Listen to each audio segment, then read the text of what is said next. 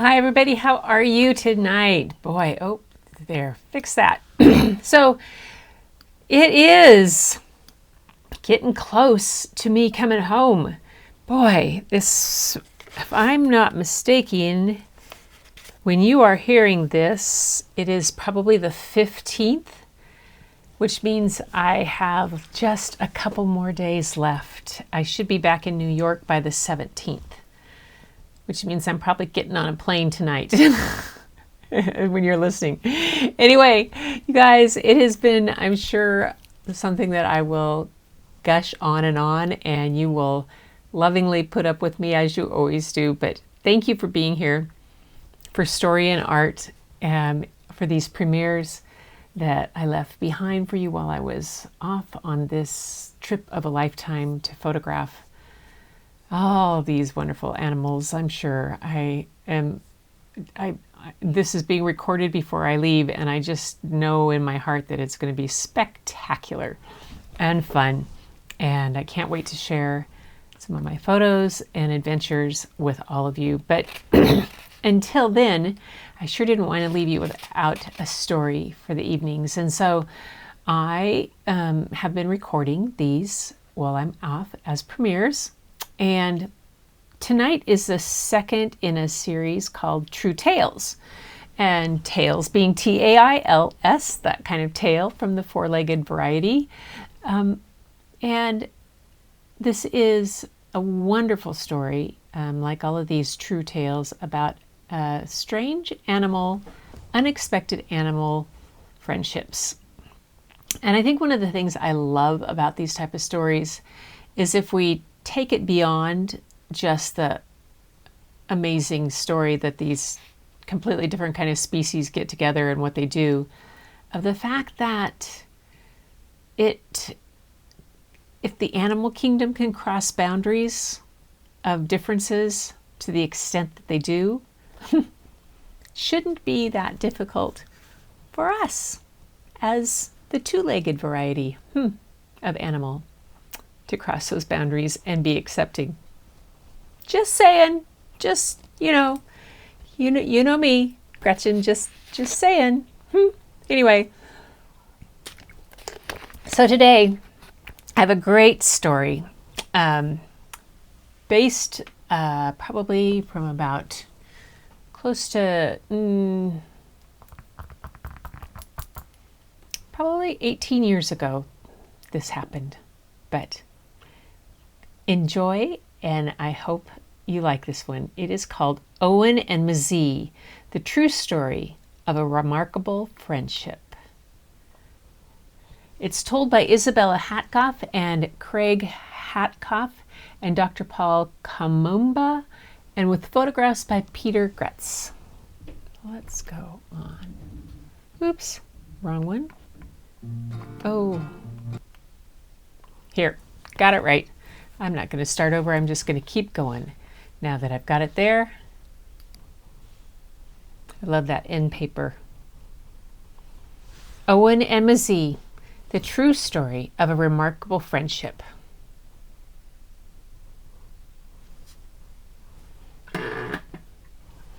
There is a true story of two great friends, a baby hippopotamus named Owen, and 130-year-old giant tortoise named Mazee.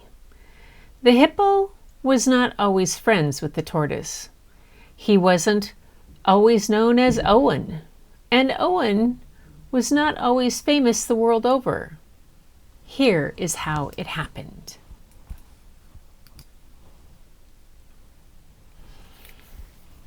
Before the baby hippopotamus became known as Owen, he lived with his mother in a group, or a pod, with about 20 other hippos.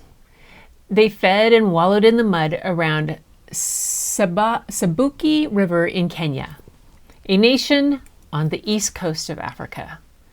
When he was about 1 year old, heavy December rains flooded the river.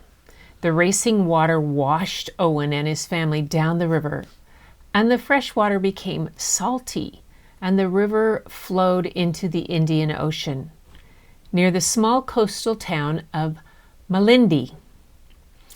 For For days, the people of Malindi tried to chase the hippos back up the river, but the hippos enjoyed grazing the grasses along the shore and in the villagers' yards.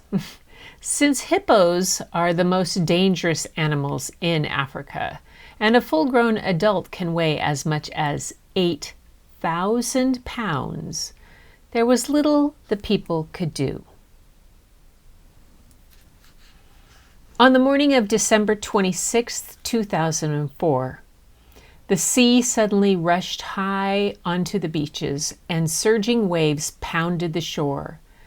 Many of the villagers' boats were damaged and many fishermen had to be rescued. Before long, the sea was calm again, but it was a frightening time for everybody. A day passed before anyone thought to check on the hippos. The villagers now saw only one hippopotamus in the sea, a baby without his mother, stranded on a sandy coral reef among the seagrass.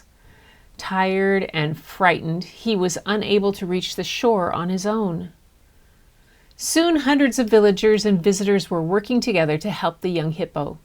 They knew that he would become sick if he stayed in the salty seawater for long. They used ropes, boats, fishing nets, and even cars to try to rescue him and bring him ashore to safety. It was soon clear that a rescue wouldn't be easy. Though a baby hippo was only about 2 feet tall, he weighed a hefty 600 pounds and was slippery and strong. And the hippo was alarmed by all the human commotion. Angrily, he broke through the nets and escaped from the ropes. Hours went by, and the anxious crowds of the people who gathered to watch feared that the hippo could not be saved. Finally, with a stronger shark net, the rescuers were able to catch the hippo. A brave visitor named Owen Sobin tackled him, stopping him long enough to let others secure the net. Can you imagine tackling a baby hippo? No. That is why, when it came time to choose a name for the hippo, it seemed only right that he should be called Owen. At last, the rescuers towed the baby hippo toward land. When they reached the shore, a loud, joyous cheer went up from the thousands of men, women, boys, and girls who now crowded the beach. Their happy cries could be heard almost a mile away. Wrapped in the net, Owen was hoisted onto the back of a pickup truck and brought to a shady spot. People weren't sure where Owen should be taken. They called Haller Park, an animal sanctuary about 50 miles away near the city of Mombasa. Dr. Paul Kaumbu, the manager, immediately offered Owen a place to live there. She explained that he could never be returned to the wild. Since he was still a baby, he wouldn't have learned yet how to fend for himself, and he would never be welcomed into another hippopod. He would be seen as an intruder and attacked. But they would take good care of him at Haller Park, and Dr. Paula offered to drive Malindi herself to bring Owen to his new home. Dr. Paula knew that she would need help. She asked the chief animal caretaker, Stephen Tuu, to come along with her. She knew that Stephen had a special way with animals. Some people said he could even talk to them. Dr. Paula and Stephen quickly set off on her small truck to Malindi. Meanwhile, ecologist Sabine Baer got to work with the others at Haller Park in preparing for Owen's arrival.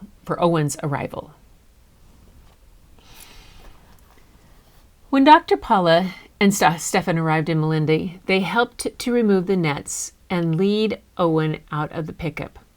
But Owen became angrier than ever and charged at the people gathered around. They tried to help him calm down by wrapping a blanket around his head. That way he wouldn't see the things that were upsetting him, but Owen was angry about that too. After many hours, about a dozen rescuers managed to move Owen from the pickup to Dr. Paula's truck. tying him so that he would be safe during the long drive to Holler Park. Meanwhile, Sabine and the other workers prepared a large enclosure for Owen.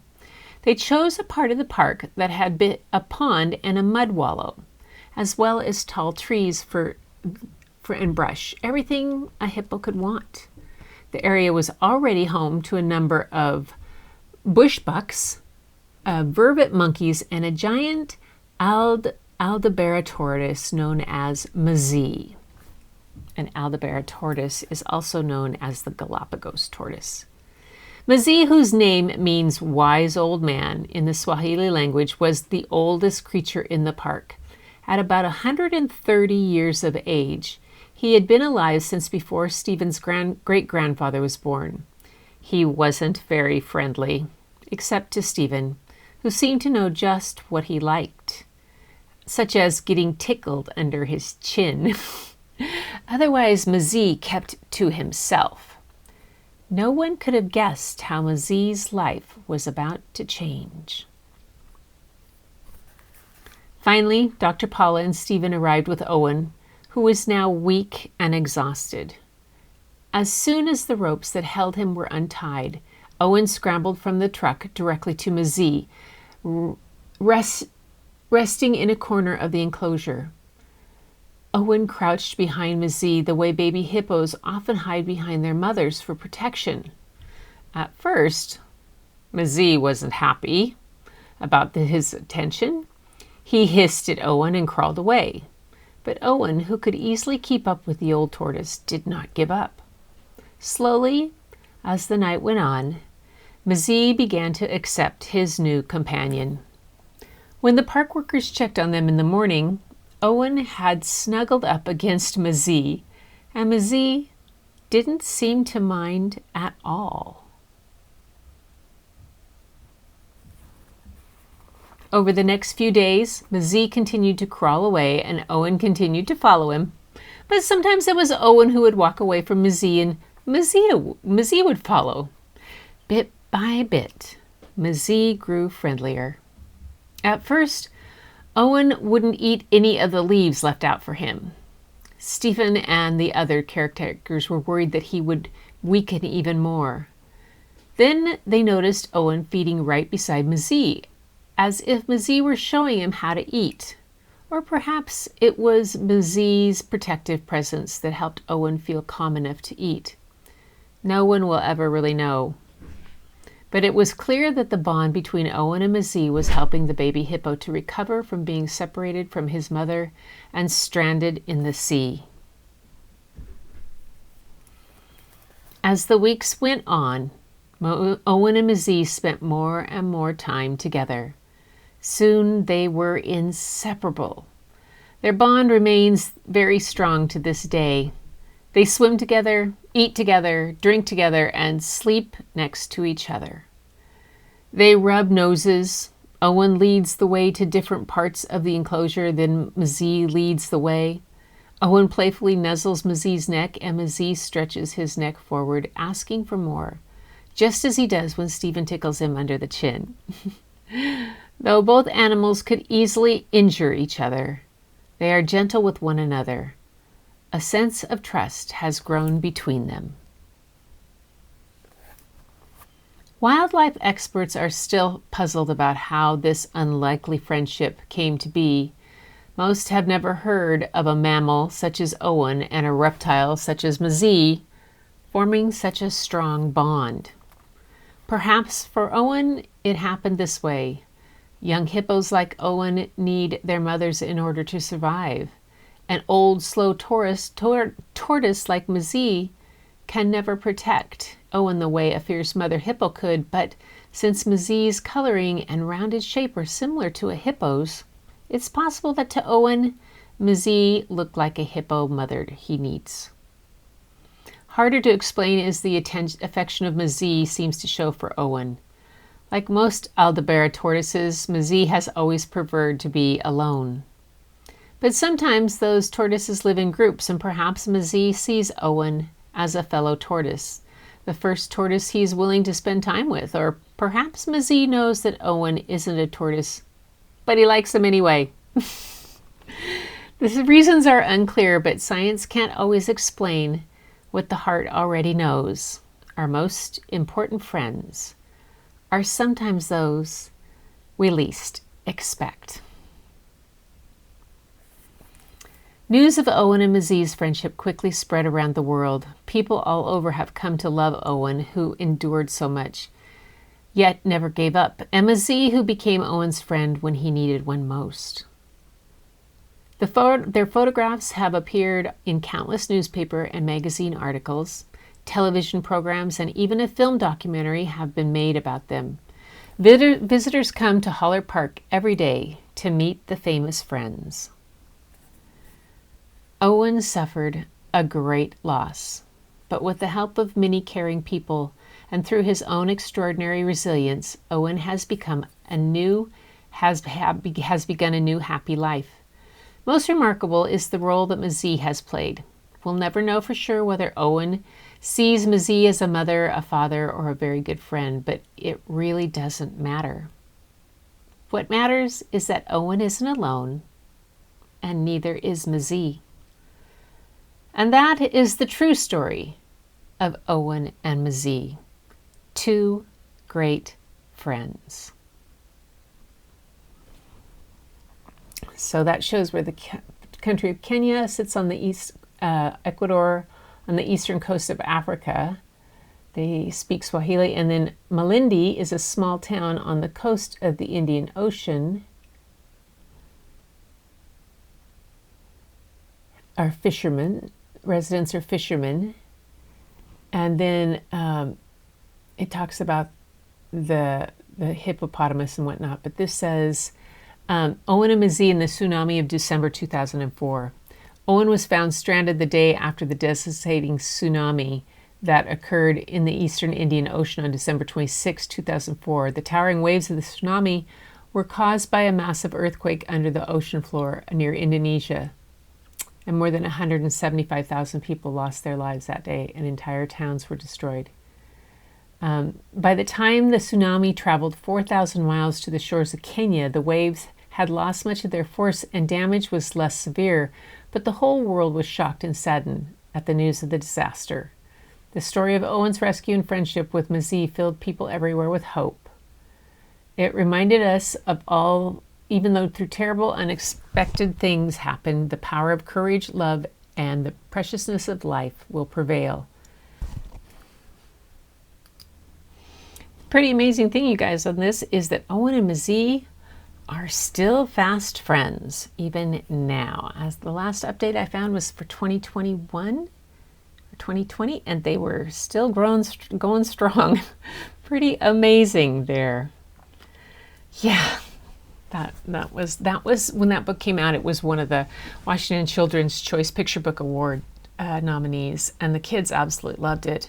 It's a great book, one of those wonderful nonfiction children's picture books. And especially today, I'm the day I'm reading this, recording it, is actually World Photography Day.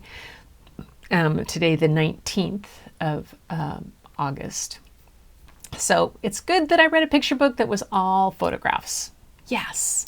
Anyway, that's that for that story and for today's story in art. I hope you liked that one. Yeah, pretty amazing. A mammal and a reptile.